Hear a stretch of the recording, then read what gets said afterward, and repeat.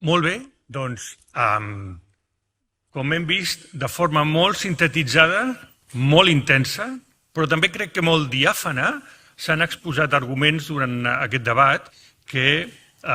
des de la càtedra tratarem de convertir en materials que puguin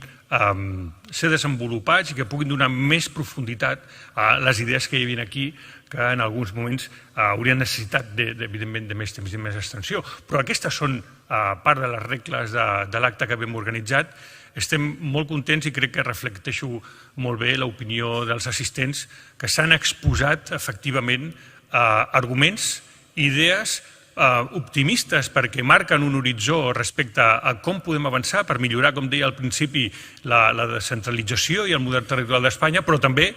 sent realistes, hem vist problemes objectius, obstacles i elements que, sens dubte, ens han de fer prendre consciència de la realitat.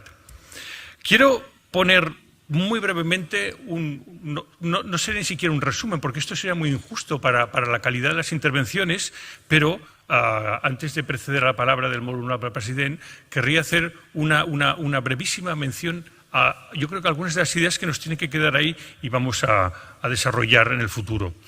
La primera mesa ha puesto en evidencia que a la hora de pensar en términos sociales e institucionales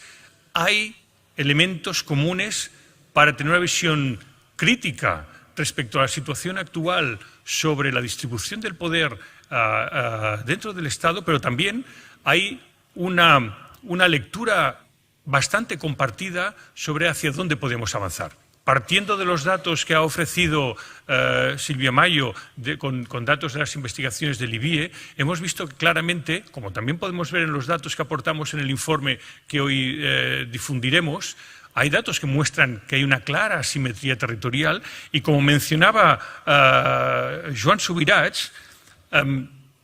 40 años después hay mucha descentralización política, pero no ha habido descentralización del poder. Como también mencionaba en la segunda mesa la profesora Alba Nogueira, quizá hoy nos encontremos en una situación de mayor concentración del poder en torno a la Comunidad de Madrid de la que podríamos haber partido hace 40 años. Y hay diversos indicadores que nos apuntan. Ahora bien, esa realidad que puede verse reflejada por los datos no clarifica, no necesariamente nos señala que hay un sendero fácil para entender cómo podemos interpretar y manejar esa realidad. Por un lado, la profesora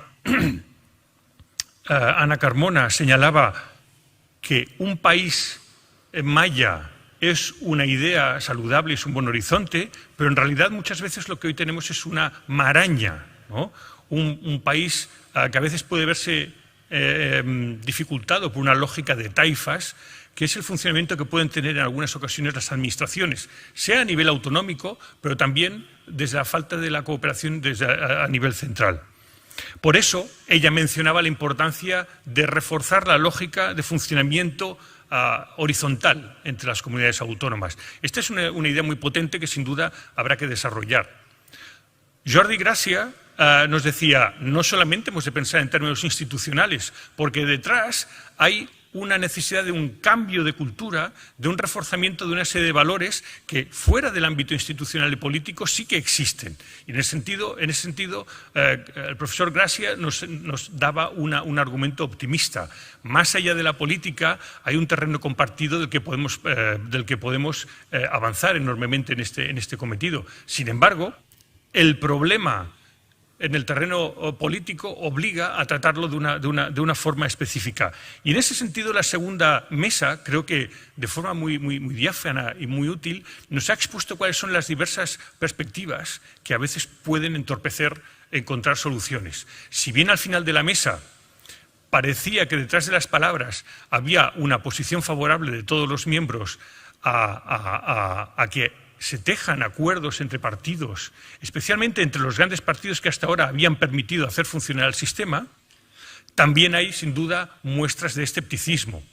Escepticismo porque hay un factor aquí, estos nuevos partidos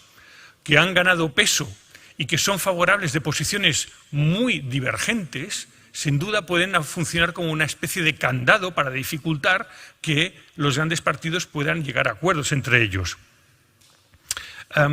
Pero también, como luego ha surgido en el debate, yo creo que de forma muy clara, por un lado, es necesaria la claridad para avanzar en el contraste digamos, entre las diversas posturas. Es importante la claridad en las reglas del juego. Es importante que sepan ciudadanos y actores políticos a qué se enfrentan a la hora de aplicar sus estrategias políticas o a la hora de saber cómo pueden hacer realidad sus posiciones. Y hay una idea de ley de claridad que exponía el profesor Barraqué que puede ayudarnos en ese sentido. Ahora bien, eso nos expone a una contradicción, y con esto acabo, que yo creo que los profesores Ares Maldonado y Nogueira han expuesto muy bien. Es cómo entendemos hoy el papel de la representación territorial cuando la vemos expuesta por parte de los actores políticos, especialmente en la arena parlamentaria.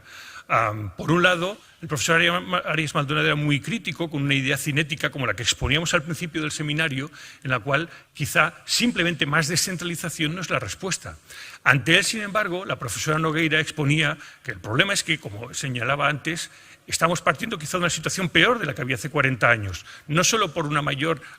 escepticismo o una menor aceptación del papel de la diversidad en las posturas políticas, sino porque a lo mejor hemos retrocedido en la distribución del poder.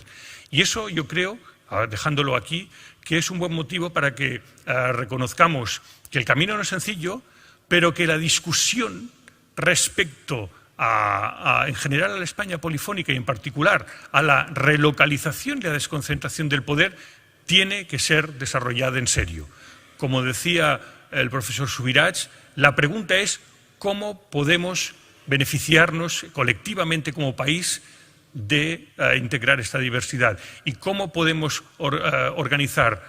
una descentralización mejor para que esto haga más fuerte la unión entre ciudadanos. Pero por otro lado, como avisaba Jordi Gràcia, en cualquier caso el debate no puede ser nunca una posición de unos territorios contra otro y, muy específicamente, esto no es un debate contra Madrid en absoluto. Desde luego no es esa la posición que partíamos desde el Seminario de España Polifónica y esa es la idea con la que nos vamos a quedar y con la que seguiremos trabajando. Yo creo que estas son, de forma muy telegráfica, algunas de las conclusiones que recogemos de este debate y con ello cedo la palabra al molt honorable para que nos haga